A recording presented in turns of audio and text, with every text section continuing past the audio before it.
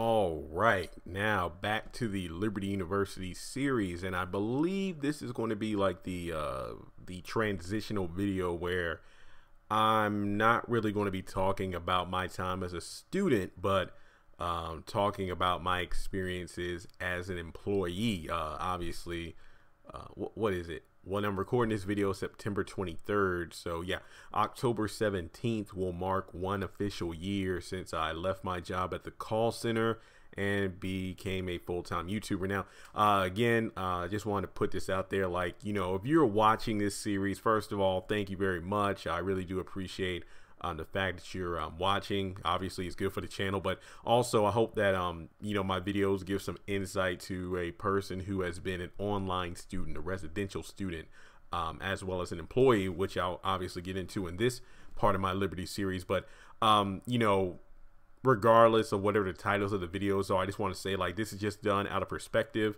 It's not meant to turn anybody off to the idea of liberty. It's not meant to bash anyone, because in the videos, you know, even when there are negative, mainly the political ones, those are the ones where I really have negative things to say because I experienced negative situations. But for the most part, and I will say this time and time again, I do not regret my education with Liberty. I loved all my classes. Professors were amazing. All the experiences I had from meeting the Falwells, you know, like from time to time I would meet Justin Kinzel in person, one of the coolest people I ever had a chance to meet.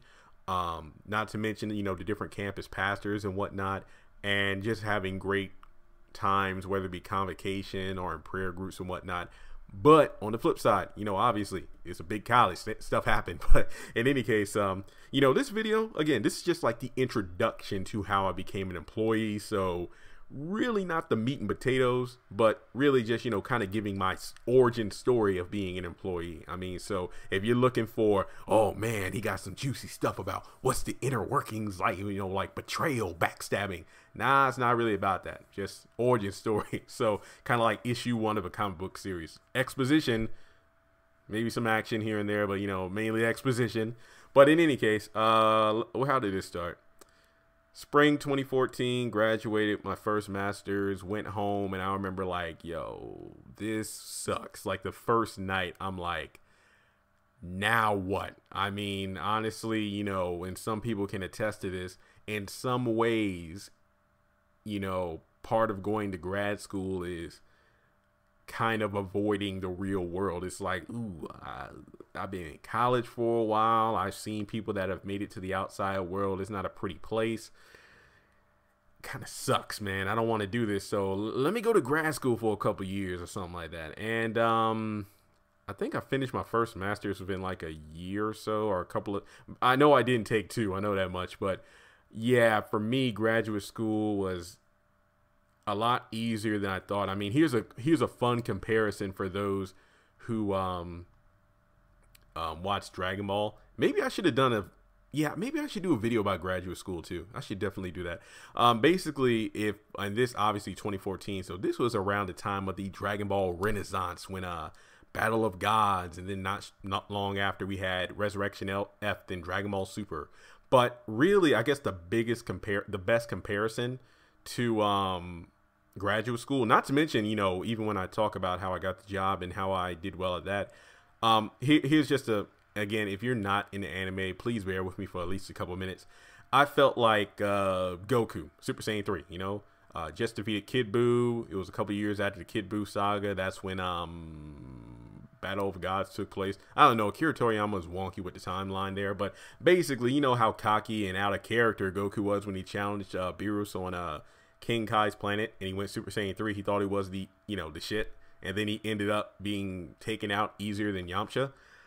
That's how I felt. And I remember that iconic photo when you know, just a few scenes or pictures were being released from the Battle of Gods movie of Super Saiyan 3 Goku being stopped by Beerus with one finger. I remember at the time, you know, his name is Bills. Oh my god. But basically with one finger, and you know, he easily in the movie he got flicked away, and then a karate chop to the neck, and Super Saiyan 3 Goku was out cold.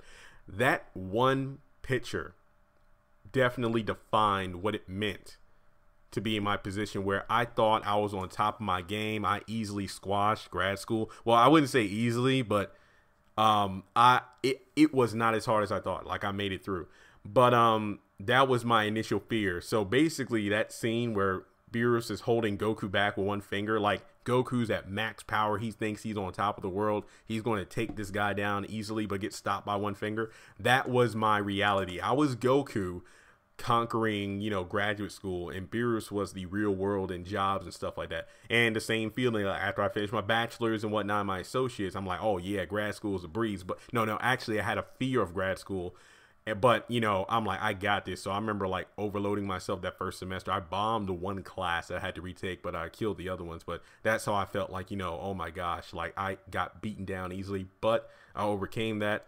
And, you know, no Super Saiyan God there. But that was my comparison. And yeah, so I remember the first night, like graduation.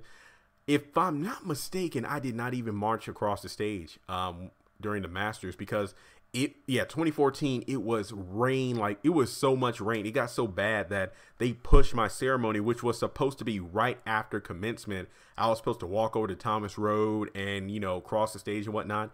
But it got so bad. No, actually, no. If I'm not mistaken, the graduate from my divinity, I think that was it was supposed to be on the intramural soccer field. But then it got pushed back to like 7 that night at the Thomas Road. I'm like, you know what? Hey, I already crossed the stage for my bachelor's. I went to the main ceremony. Let me just go home. So we did. And we went home. I remember that first night was terrible because it was like, okay, this is real. Like, I need to figure out what to do with my life. I didn't even feel comfortable being at home, because being on campus, for, mind you, this was like 2014 spring in May. So I had been on campus from the spring of 2010. So for 4 years, my life was pretty set in terms of schedules, classes. Even when I went home for breaks or summer, it was brief. I might have had a job or something, but I knew I was going back to school. But now it's like, okay, this is real. This is real. Like, everything I do now is affecting my life, and I'll definitely get more into that when I get to the video eventually down the line of, you know, what was it like leaving Liberty. And trust and believe, that's when I really was like, okay, I'm on my own now.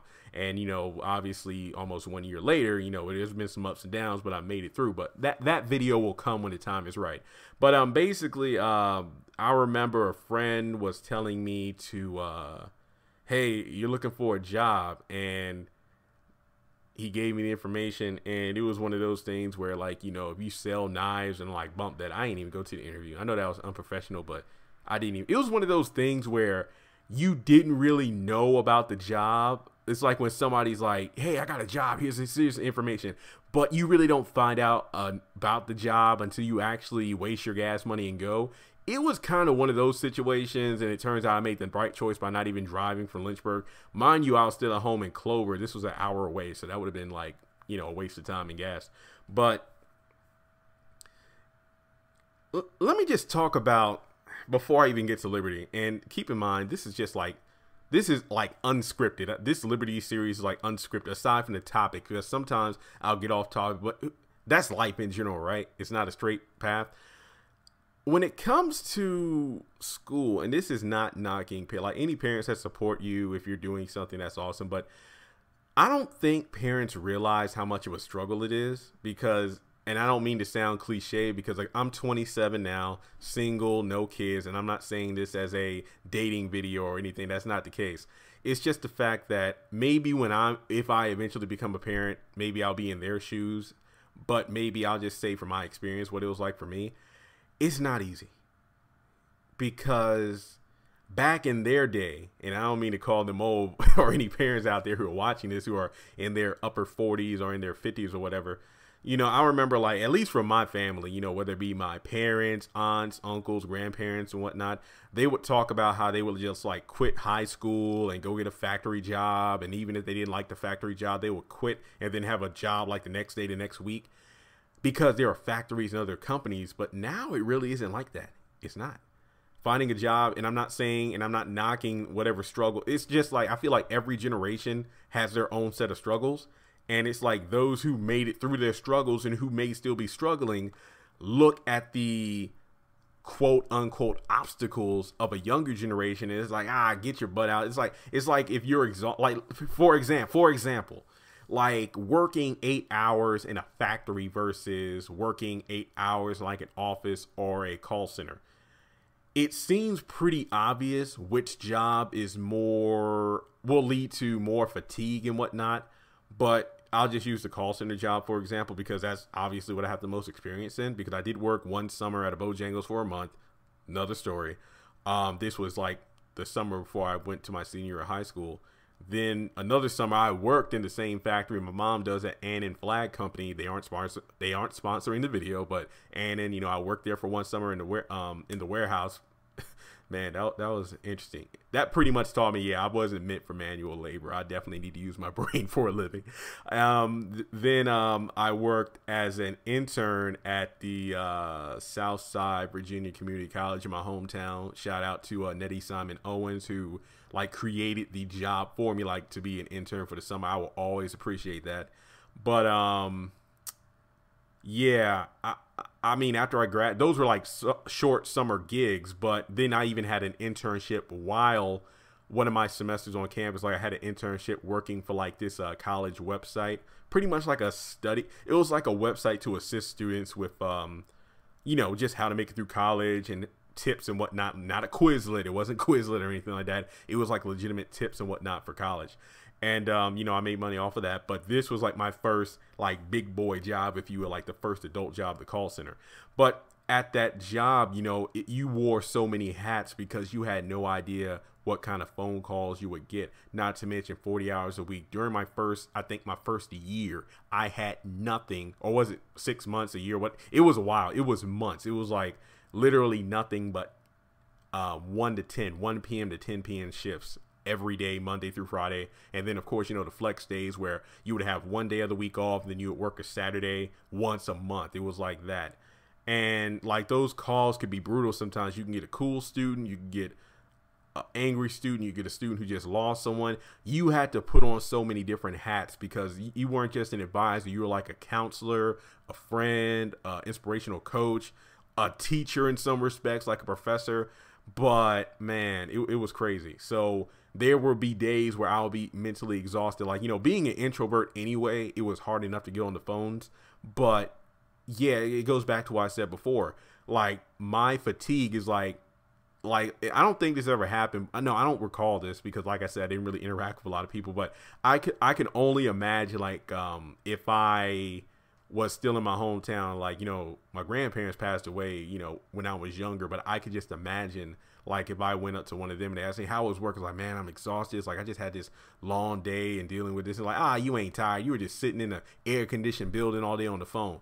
Again, it's like the older generation would knock what I was doing compared to, you know, what they were doing at my age. But, you know, that's how it is. I feel like, you know, not to show disrespect because that is not what I'm saying doing when I say this, but I just feel like the generations could really learn a lot from each other, because when you think about it, like the older people who don't know about social media don't know about, you know, it's just like the same thing for the younger generation, not really knowing like what it's like to work in a factory or stuff like that. It's just the struggles are there. They might be a little bit different based off the generation gap in the work, but basically just to get to the point here, parents just don't make things easy because I could be like they would be at work. Cause my dad works as like a truck driver, like hauling ash and coal at the power plant, which is about 15 minutes from the house.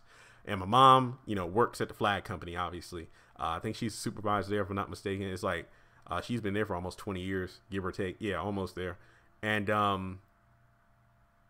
like I can obviously see from a parental standpoint, you know, because I got student loans, but they also gave me money when I was in school. And it's like you're an investment, if you will. Like, you know, if you aren't working, making money after you graduate, then it's kind of like, hey, we put money into you. Like, what are you doing? But what really sucks about it, and I'm not saying this is a sob story, but I'm saying this because I know there are people listening to this video right now and who can either relate to it because they've been through it, they're going through it right now, or they're in fear because they're afraid to go. Because some people I'm talking to right now are probably in their last semester or their last year of college, and they're shuddering at what's possibly going to happen once they get that conferral email from the registrar's office. I mean, I don't know if other schools aside from Liberty have those, but you know what I'm saying? Basically that confirmation from the school that, hey, you're finished. When you spend all day, you know, updating your resume, shout out to the Career Center, because obviously, you know, I sent my resume there a bunch of times to get critiqued. And you send those resumes out, you got the cover letter, you spend time looking over the newspaper, over internet, you send like maybe 5 to 10 plus, you know, letters a day. Well, you know, maybe you don't want to do that, but it depends on what the job is, but you know what I mean? You send out multiple resumes and cover letters. You do that. And you're waiting, and it really sucks when your folks get home and then the first thing out of their mouths is, you get any call back? You look for a job? And it's like, no, I just sent out the resumes. Takes a little time. Okay. And it's because you got to deal with the pressure of them on your, well, for lack of a better phrase, just on your ass about it. Then you're waiting to get a response back. And when you do, it's a no. And I went through that with scholarships. Again, another video in itself. And it's just like, dang. And it's like rejection after rejection. And then even worse, when your parents and another thing, when your parents try to help, it just makes things worse, whether they know it or not, because, hey, I got a job for you right here. And they give you a job. It's you know, and again, this isn't me. And again, in the midst, after the aftermath of the Jeffrey Owens thing, you know, with him being cited at Trader Joe's, and he gave very good advice about how no job is beneath you. When you're freshly out of college, you kind of don't think that way. When you got your college degree, you're kind of like, I ain't working at no Burger King or you know, desk job at, you know, just the bottom of the ladder. You want to take on the world kind of thing. I honestly didn't have that mentality. I'm just saying, but put it this way. I knew what I didn't want to do. In a way, I did have somewhat of an ego, because it's almost like, here's the thing about it. When your parents say, I got a job you should sign up for, and it sucks, because it's like, it has nothing to do with your major. It has nothing to do with your study. It's not even close to your dream job. You can tell your parents are just trying to give you a job so you can get your butt up out of the house and make some money. That's pretty much what it is. I feel the same way about friends who hook you up or set you up on a blind date, or they say, I know that, hey, my girlfriend knows this girl, or hey, if it's a female friend, it's like, hey, my boyfriend has a sister, or, you know, a friend of a friend. And then they describe the person to you, or you meet them, or you go out on a date, and this person is not even close to your type, but your friends will say, oh, I just thought you two would look good together. And then you question how well your friend really knows you and how much of a friend they really are, because if they're really your friends, shouldn't they know what you like and don't like? Or is it like one of those things where your friend just wanted you to have somebody so you wouldn't be alone? Just like your parents just throw a job at you, not because it's what you wanted, not because of what you majored in, but because they just want you to have a job and not lay around the house. You see what I mean there? I feel like I'm talking to somebody out there. I really do feel like somebody out there has been through, is going through, or is in fear of that they'll go through exactly what I'm speaking on right now. So yeah, just for the parents, I mean, when your child has just accomplished a great milestone, like, you know, just finally graduating, is hard. I mean, again, I can completely understand, especially not student loans, but just especially to the parents who put their children through school, you know, and big ups to the students out there who are, you know, willing to push themselves even further, whether it be by, you know, working during school, or even working before school, before they even go, just to make sure they can be debt free. You know, props to you all, definitely props. But for parents, you know, it's kind of like, and I'm not saying that, you know, graduates need, you know, like a couple of months to cry and everything. That's not what I'm saying. But it's just like, when you deal with the emotional toll of, you know, you just entered the real world, you just left a place of familiarity, like your comfort zone. Because once again, you know, once you graduate, that's it. That's like an entirely new world where things aren't on a schedule, so to speak, unless you're working, of course. But I mean, like, you know, when you're in classes, you got professors, you got assignments, everything is pretty much dictated to you when stuff needs to be done, how it needs to be done. But once you graduate, that's when it's officially on you. And not to mention, you know, you lose touch with people. I mean, it's kind of easier because you're older when you're in college versus high school. I mean, high school is like we're friends forever, but then as you go to college, you realize, it doesn't really work that way for everyone. Some people still tight, other people's lose contact, but then years down the road they reconnect. But with college, I feel like that's definitely more on a greater scale, because once people leave college, especially their home state is states away or even different countries, that, I mean, in some cases, you may never see those people again. And it's just like you lose your friend group and whatnot because you all go back to your home state, assume, or they go to another state because they got a job offer or whatever. I mean, just not even being able to fully let that sink in sucks. I mean, not to mention the stress of graduation. And again, its own separate video, because that's a struggle in itself in the midst of trying to get past your final classes, let alone making sure you have everything you need for commencement itself. So much stress. I mean, there's more stress in the actual preparation for commencement than actually enjoying the actual event. But again, that's his own separate video. So yeah, I mean, take in the thrill of commencement, but also the sadness of, I'll say losing friends in the sense of you're losing like that special group of people you're normally used to hanging out with on a regular basis, but now you're off to go lead your own lives. Stepping into the real world where everything isn't written down on a spreadsheet for you like in school, and sometimes just facing the disappointment of, okay, I'm not where I thought it would be, even though I finished school, then the stress of student loans on top of that. And then, your parents just trying to push you out of the house as soon as you get back in there. It's kind of like, I know a comedian said this. I think Chris Tucker did. It's like, and I'll just play the clip right here. Notice when you're in high school, you're your mama's baby. But when you graduate, you that nigga walking around the house. And I just feel like the clip sums it up perfectly. Whether you're a high school graduate or a college graduate, you're your mama's baby. But once you graduate, you're just that, the bum walking around the house. And it really sucks, because it's kind of like 1 minute you're on top of the world. The next thing you know is like you're like walking through a valley or a cave. It's like you're nobody, because I feel like identity also plays in, because when you're in college or school, it's like you have an identity, whether you're a specific kind of person and you have, your social groups, your cliques, whatever you want to call it. But once you graduate, you're on your own. That's it. It's like Moses walking through the desert after he, killed the Egyptian slave master. And then it's like, 1 minute you're being praised like the Prince of Egypt. Next thing you know, you're in the wilderness by yourself. That's literally like the transition from school to the real world. Again, whether that's a high school graduate or a college graduate. And, moving forward, I'm going to be honest here. I can't even remember how I got the job. I mean, how I applied, but I think it just, and this was one thing. I remember one thing I really was, held myself to, is I didn't want to go back to Lynchburg. It's like I was done. But I think it was just me trying to just get out of the house, for one, because literally I just got sick of the nonstop. When are you going to find a job? Did you go to that interview and crap like that? I was just ready to take the first job that got me out of the house. That's I think mentally that's where I was. And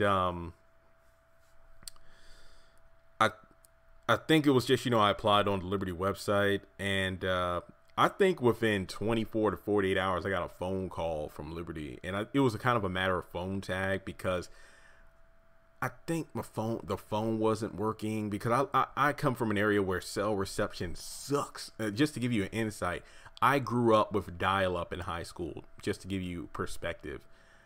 I did not get high-speed internet until my first semester of, remember, 2009 fall, I was an online student. And I had dial-up, and I got I can't remember my grades are, but I know I did good. I think it was A's and B's. Just to put that in perspective, I was one heck of a student. Dial-up. I took online exams and stuff like that, and I did it. But after that first semester, that was like my first experience with high speed. Keep in mind, in high school, we had libraries. Like, I would go during lunch, but remember, it's the library, so you can't be just watching anything. You got to be studious and crap. But just being on campus and clicking on it. Look, I was 18 when I finally went to campus. That was like my first time experiencing clicking a YouTube video and it instantly loads up.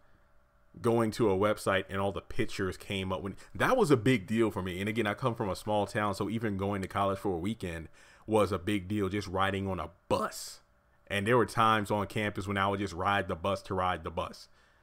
I know, right? Small town I was from. But in any case, yeah, after that semester, I'll never forget it. You know, like when I got my first financial aid refund, I invested like $2,000 of that just to get HughesNet. This was back before HughesNet was really big, because now it seems, at least in Virginia, in my area where I'm from, HughesNet is everywhere.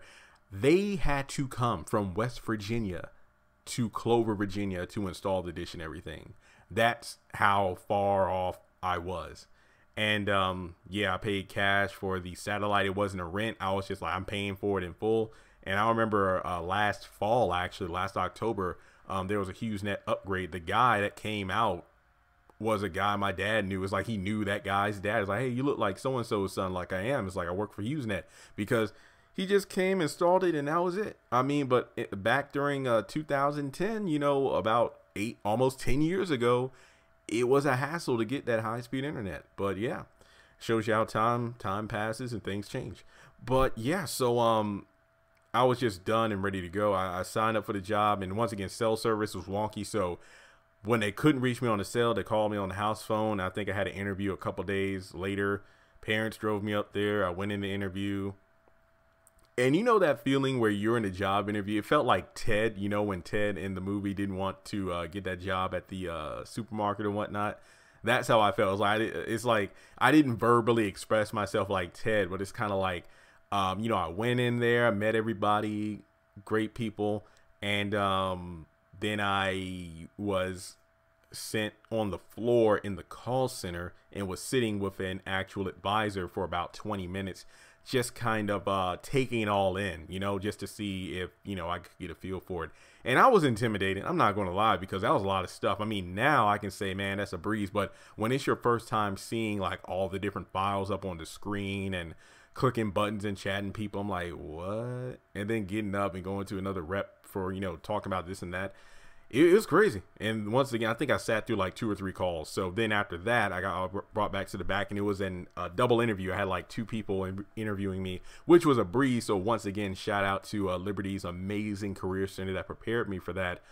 Because even in college, you know, I went to a bunch of mock interviews and resume workshops. I did it like I put in the work, but I wasn't getting the results when I graduated. That is not to blame Liberty at all. It's just like, I went to all those workshops, so you can understand my frustration when I graduated, when I tried to apply for jobs and whatnot, and I didn't get the cut. Like, I would even get compliments from the companies I applied to for having an amazing resume and cover letter, but at the same time, I didn't get the chance. It's like your resume and whatnot is to kind of get your foot in the door, and everything you do after that, when they get to meet you in person, whether it's the phone interview, that's kind of like what gets you in the door, gets you a seat. But, you know, of course, everything you say and do in that seat can dictate whether or not you're asked to leave or if you're asked to sit in the chair and get offered a position. So, you know, I made it through the interview. I'll never forget the questions, because they were really good questions. Now, I remember the final question is, you know, and I'll never forget this moment. It was kind of the question of, what if a student calls in and they're like a parent and they say, you know what, I can't do this anymore. Life has gotten too tough and whatnot. And not to toot my own horn, because they told me I gave one heck of an answer. I went, and this wasn't me just, you know, looking good for the job, but I gave an honest response. I would tell that student not to give up, because I can only imagine, you know, a parent, you know, somebody who's, you know, middle age or whatever. I forgot. They gave me like specific details, like, you know, the woman's age and stuff like that. I can't even imagine like the struggle of going back to school when you're a parent, you know, to get a promotion, you know, get your degree. But at the same time, you got to remember why you started school in the first place. Like, you know, you want your child to look at you proud because their mom was able to go back to school and accomplish something. Then you can use that as a beacon to them. Like, you know, hey, you finished high school, you go to college. That way you don't have to go through the struggle I went through. And I remember giving a good answer, and they gave me props for that. And I think that was the deal closer.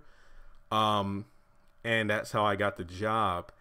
And the struggle started there. Basically, I wasn't able to find an apartment. I literally had to drive from my hometown to the actual this was when academic advising was at River Ridge Mall. So I had a 55 to 70-minute commute every morning. So I had like a month, 3 or 4 weeks of training. Basically, August 1st was the day I got hired. That was it. That was my first official day. From like August 1st to, I want to say, the last week. Yeah, I think it was like towards the end of August, because my birthday is August 29th. So I remember having an apartment by my birthday. I had one roommate. And I literally had to drive for like 20 plus days. About 15, 20 some days. Every morning I had to wake up like at 5:30, hit the road by 6, make it to the mall by like 7. I think my shift started like 7:45. So yeah, I think I would leave around 6:30 or whatever, and then make it up there. It was a hassle because, remember, I come from the middle of nowhere, having to watch out for deers, dealing with the fog and stuff like that. And then it's like you make it through the day, then you have to get in your car and then drive all the way back. And it's like you couldn't miss a day of training, you couldn't be late, but I hung in there. I don't know how I did it. And just to kind of end this video, I remember like I think Swoozy did a video. If you don't know Swoozy, man, you need to follow this guy on YouTube. He did a great video talking about like sleeping in class and whatnot. And at the end of the video, he's like, because you gotta wake up early, and then some people be nodding off and whatnot. But if you want to make it through, drink some Mountain Dew. That was literally me, Diet Mountain Dew or Mountain Dew. That's what kept me awake, because there were days I wouldn't sleep in class, but you had that moment where you lean back and it's like, that was me. I would always around 11:45 every day. It never failed. It hit me. It hit me. It was crazy, guys. But yeah, just to end the video in terms of how I got the job, I went through the training, and even crazier, on my job application, I literally put, I am not a phone person. Look, I know if people are listening to this who know me in real life, I'm sarcastic and whatnot. I legitimately put on my application, I am not a phone person, and I still got the job. But that will transition to a story in part 2 of this. So be on the lookout for, maybe how I got the job. But yeah, basically the last day or whatever, because we went through training, I think on like Blackboard, we had like little quizzes every few days, and then it ended up with like a final exam. Like it was like a 3-part test. It was a 3-part test, like about phone numbers, important emails, things in the manual, and things like that. And this was at the point where I finally got the apartment. I think I got my apartment about a week or so before the final. And I was kind of scared, because I was like, yo, if I don't pass this exam, I don't have a job, and I'm stuck in an apartment now. So I'm pretty much screwed. I remember like during the second week when I got that first paycheck, I'm like, I got this much money for doing this? This is crazy. But yeah, that's when it hit me. It's like, because when I got the apartment, I'll never forget, my parents paid for like my first month's rent, and then after that I was on my own. And I don't regret that. I like that, because from that point on, I officially said like, hey, everything I get, everything I do, I accomplish myself. But that's when I'm like, yo, this is crazy. I got my first car. Yes, I know. I got my first car when I was how old was I? About 4 years ago. I think 22, 23. I hate, just like I'm not a phone person, I hated driving. I had no aspiration. I didn't get my license until like a week before I turned 21. And again, it's not because I couldn't drive. I just hated driving. Yes, I just hated driving. But in any case, I had the first, I got car payments. I got this, I got that. Actually, no. My first car was just like, a small Honda. It wasn't, I think it was like already paid for. My dad bought it, so it was paid for. I didn't have car payments. That was my second car that I got now. But yeah, it was crazy, guys. I mean, I remember being in the floor of my apartment, with the papers all around me, studying. I'm like, yo, I ain't got this, man. And it was even more ridiculous leading on to what happens in the future, because the phone numbers and emails, what was the point of memorizing them for a test when they legitimately in your cubicle gave you sheets with the information on it? So that was the dumbest thing ever. And I'll tell you about the test when I get into part 2. So yeah, so long story short, that's kind of and trust me, this was a long video, and I thought that's kind of like how I transitioned from graduating from graduate school. dealing with the first summer home. Honestly, looking back, I have no idea how I made it those 2 months. I literally have no idea how I made it. Well, actually, I started August 1st, so I had to deal with it about, give or take a couple months, and got my apartment. And even the apartment, that was a last minute thing.